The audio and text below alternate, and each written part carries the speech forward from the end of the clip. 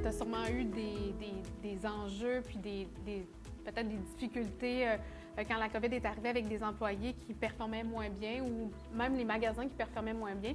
Comment tu vas gérer est-ce que tu as un système formalisé que tu dis, OK, je fais des coupures comme à la méthode, à la Jack Welch, à chaque année, je coupe 10 pour mes gens qui sont un peu moins performants pour donner de la place à des plus performants. Est-ce que tu as un système un peu pour gérer ces performances-là ou ces non-performances-là?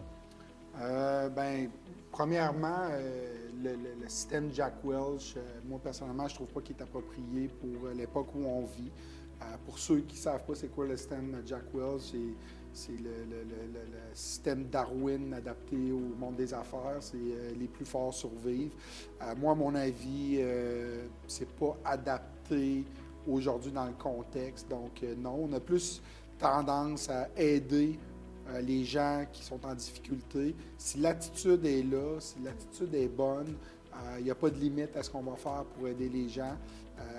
Si l'attitude n'est pas là, par exemple, c'est certain qu'il y a un problème fondamental, il y a un clash, puis ça, on ne peut pas le tolérer. Mais, tu sais, des façons de fonctionner des années 80, 70, 90, aujourd'hui, c'est peu ce que les gens recherchent. Puis ça crée, la méthode Jack Welch, que j'ai déjà vécue dans une autre entreprise, ça crée un sentiment un peu malsain de compétition à l'interne. Puis pour nous, ce qui est la chose la plus importante, c'est que nos employés soient heureux au travail. Puis lorsqu'ils sont heureux, sont en mesure d'offrir l'expérience client qui se démarque, qui fait qu'on a remporté des prix.